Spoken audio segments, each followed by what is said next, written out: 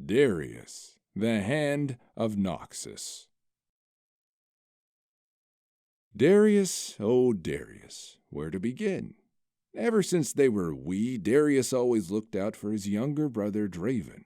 Parentless and growing up on the mean streets of Basilic, they didn't have much, but they had each other. And Darius, being the overprotective brother he was, tussled with anyone that said something off about his little bro. Be it other wayward gangs of street youths or even the occasional city guard, it didn't matter. They were gonna get a pummeling. Life in them streets wasn't a cakewalk, and though he was still but a boy, Darius had scrapped in more scuffles than just about anyone's anywheres. And then along came Noxus. The Noxians rolled on through and absorbed Basilic into their growing empire. The fella in charge of conquering that city, Commander Cyrus, took a shining to those brothers, his heart warmed by how absolutely brutal they were. Cyrus plopped them right smack dab in the middle of his army, where they instantly and repeatedly proved their worth. In the following years, they hacked and slashed their way, in the name of Noxus, across the entire continent. The Double D brothers happily did more than their fair share of conquering and revolution smashing. Darius was a full subscriber to the beautiful Noxian dream, that anybody could rise up and become a big shot in the empire. Didn't matter if you started out with nothing. Didn't matter what creator you believed in. Didn't even matter what you looked like. You could be a somebody. And so Darius tucked his head in, sticking his nose to the grindstone. Duty and loyalty was always to Noxus first. Though he was dangerous, his discipline commanded respect, and boy golly, he wasn't no coward neither. Would you believe that when he was out there battling on the Dalamore Plains, some lily-livered so-called Noxian general had the nerve to retreat? Well, he did. And guess what Darius did? He lopped off that wussy general's head. Then he went on to gather up those generals' men and actually won the battle they were going to retreat from. Figures.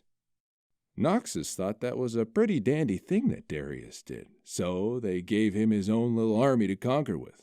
They're real thoughtful like that. Noxians aplenty were climbing all over each other to sign up under his leadership, but he only wanted the very best of the best. Most of them just didn't make the cut.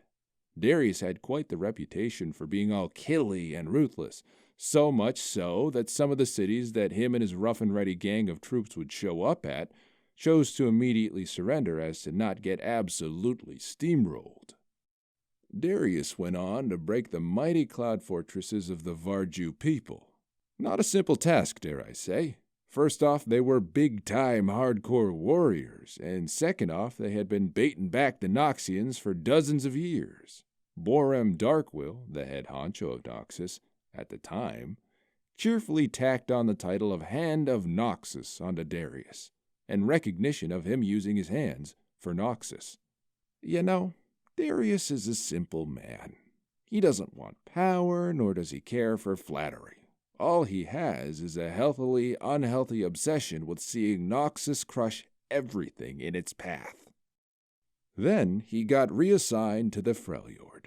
It was on him to go and show those Ice Cube barbarians that his way was the only highway.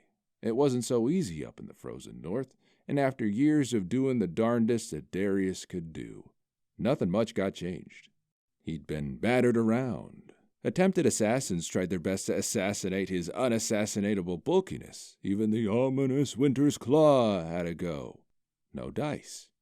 Grumpy and tired of laying siege with nothing to show for anything, he marched on back to Noxus to rightfully demand some military reformation. There was something that Darius and his now battle-hardened army noticed upon moseying back into Noxus. Something to the tune of their emperor having been killed. Killed to death by an extra-regular fella named Jericho Swain. It was a coup that wasn't completely one-sided. A good chunk of Noxians approved that message. One of them was none other than Darius's little brother, Draven. Darius was in a pickle. On one hand, being the hand of Noxus, made a number of the noble houses expect Darius to mete out revenge for old Darkwill's fate. But on the other hand, being the hand of Noxus meant that when he was sworn in, he pledged himself technically not to Borum Darkwill, but to carry out the will of the Empire. And to throw another wrench into the gears of the situation, Darius knew Swain, even had a lot of respect for him. He had even vouched for Swain despite the goofery that had gone down when Swain butterfingered the Ionian invasion. Darius had quite the think to carry out. What to do? Eventually, he landed on backing Swain, as he could see that Mr. S was someone who was cooking up some grand plans for Noxus. Swain quickly restructured the Empire, introducing a new governmental system called the Triforix. Instead of just one fella ruling over everything, there'd be three, each of them a different side of the ideal of strength. You had vision, you had might, you had guile. Swain invited Darius to serve on the Triforix Council. I'll let you guess which strength he was. And so with that, Darius made a new militarial grouping called the Trifarian Legion. Shiny, prestigious, elite, real go-getters. All this was to go and, get this, conquer even more lands that don't belong to them. Whew, always new and fresh ideas with these Noxians.